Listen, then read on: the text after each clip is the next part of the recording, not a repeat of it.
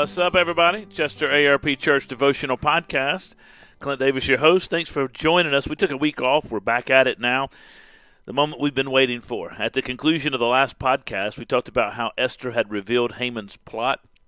Haman was exposed for his plot to try to kill the Jews, and now the consequences of his evil plot will be laid bare in the text before us. Chapter 7 of the book of Esther, verse 7 and following. And the king arose in his wrath from his wine drinking and went into the palace garden. But Haman stayed to beg for his life from Queen Esther, for he saw that harm was determined against him by the king. And the king returned from the palace garden to the place where they were drinking wine, as Haman was falling on the couch where Esther was. And the king said, "Will he even assault the queen in my presence in my own house?" As the word left the mouth of the king, they covered Haman's face. Then Harbona, one of the eunuchs in attendance on the king, said, "Moreover, the gallows that Haman has prepared for Mordecai, whose word saved the king, is standing at Haman's house 50 cubits high." And the king said, "Hang him on that." So they hanged Haman on the gallows that he had prepared for Mordecai. Then the wrath of the king abated.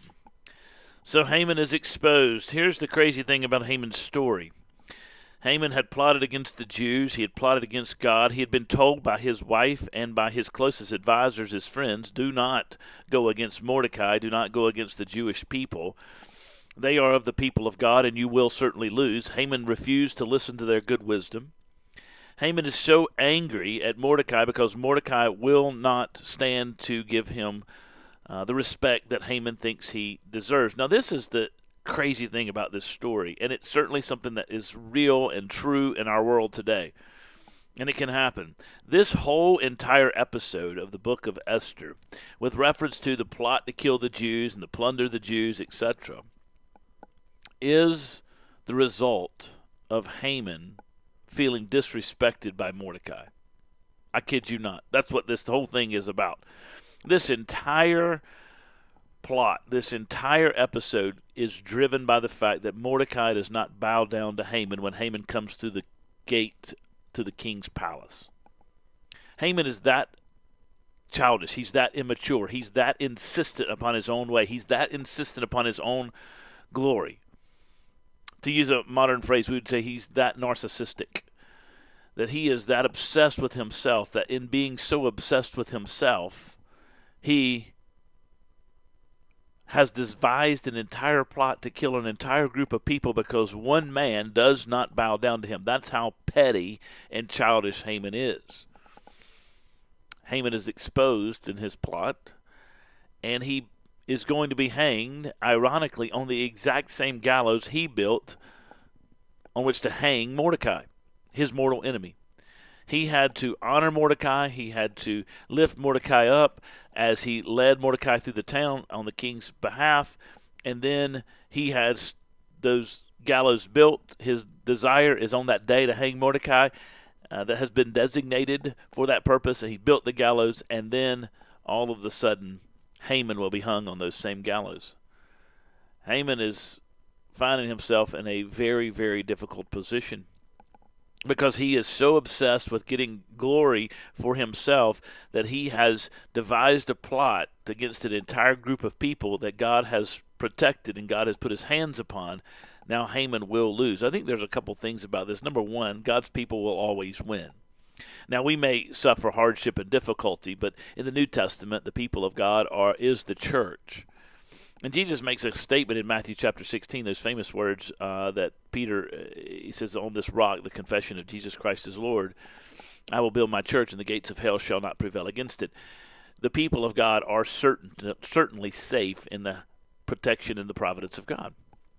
He will care for his people. Though it doesn't always feel that way, though we find ourselves in a position where our lives may be threatened. I mean, think about being a Jew in this particular case and living in this particular moment in the Persian Empire.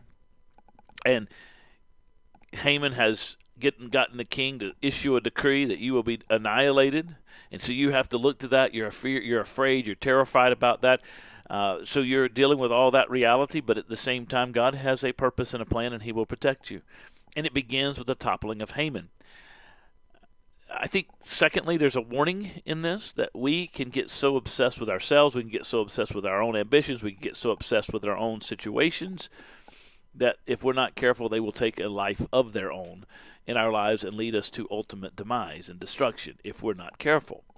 And the reason for that is because we get ourselves so worked up and in such a pursuit that we lose sight of everything else. There is absolutely no reason why Haman should put himself in a position where he risks his future. He is the prime minister of the Medo-Persian Empire, the entire Medo-Persian Empire. He is in a position of great prominence. Why does he care about a guy at the king's gate who doesn't bow down to him? But he becomes so obsessed with himself, he's become so obsessed with his own glory, he becomes so obsessed with his own ambition, that he's willing to throw it all away because Mordecai is not giving him the respect that he thinks he deserves. We can do that. We can become so singularly focused if we're not careful on things that we lose sight of everything else. And in doing so, we risk throwing it all away. That God has given us many, many blessings. We don't put things in perspective because we become so obsessed with ourselves. And then I think the third thing is the irony of this story is, I think that, Haman is exposed by Queen Esther. The king gets angry, leaves the room, probably to plot what he's going to do, but also to keep from killing Haman on the spot. He steps out into the palace garden. Haman begs Queen Esther. He prostrates himself down. He gets right beside her. He's begging for her to intercede for him on his behalf to the king. And the king walks back in, and he sees Haman in a position that he thinks is compromising, and he thinks Haman's trying to put the move on Queen Esther, and now he's doubly in trouble because now the king is ready to kill him, not just because he has plotted to kill the Jews, but and the family of Queen Esther, but now he has decided that he thinks that Haman's trying to put the move on Queen Esther in his presence, in his palace. And Haman got himself into a situation. We have to be mindful. Sometimes we get caught into a situation. We get caught. Don't make it worse by compounding the problem over and over and over again. So God is going to protect his people. We need to be warned over our tendency. We can all fall into this trap of becoming so obsessed on the minute things that we lose sight of the big things. And we actually cause the big things to go into jeopardy. And then, lastly, we have to not make things worse on ourselves because of the way we carry ourselves after we've been found out or after we've been called out. Those are some heavy lessons, but I think important for us. You guys take care. God bless you. I'll catch you next time.